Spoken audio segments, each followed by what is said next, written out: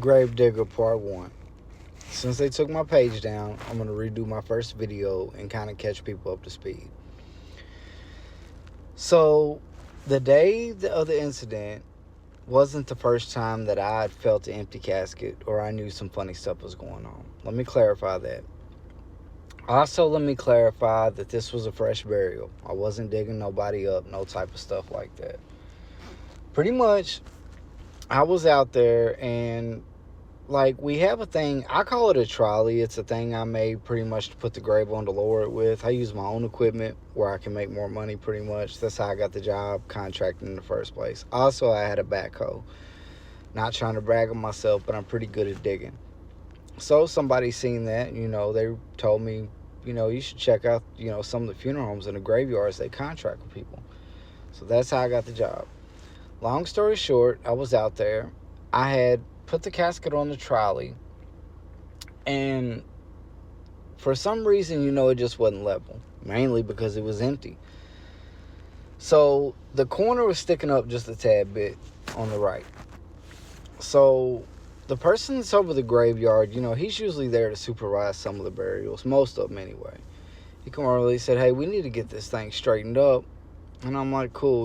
Where it was kind of off to the side, I knew that me and him could take the casket pretty much and, move it over. Even though I suspected it was empty already, I figured we could do it. So once we got over there and we picked it up, it just kind of come up too light. Like, how something feels empty? When something's empty. People's trying to get on there and play me talking about, oh, it could have been a wreck. People could have been decomposed, whatever. That's not the case. This was a fresh burial. So therefore, like, after we're done, I'm like, hey, man, why is that so light? And this fool hit me with, don't ask questions that you're not ready for. Now, after that, I was kind of puzzled. I was sitting there thinking, I'm like, what the hell does he mean? So a lot of people ask me, why didn't you follow up? I was in the middle of a job. I was busy. I had another grave to dig later on that day, so I was on the schedule. And then the video that afternoon, I made the video.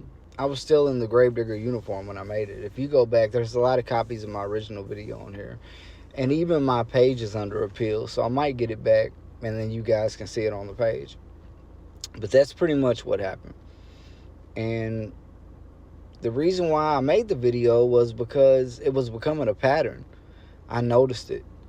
It wasn't something... I've been doing this for like 11 years on and off. So, I'm not no rookie. There's a lot of people from funeral homes and gravediggers that's going to give me, a bad name. But, when you're talking calling out their colleagues, of course they're going to. It's how they make their money. Not every funeral home is involved in this. But there's a lot that is. You can go on the news. You can go on Google. Any website and look it up. How much funeral home fraud goes on in America. It's very common. Have a good day.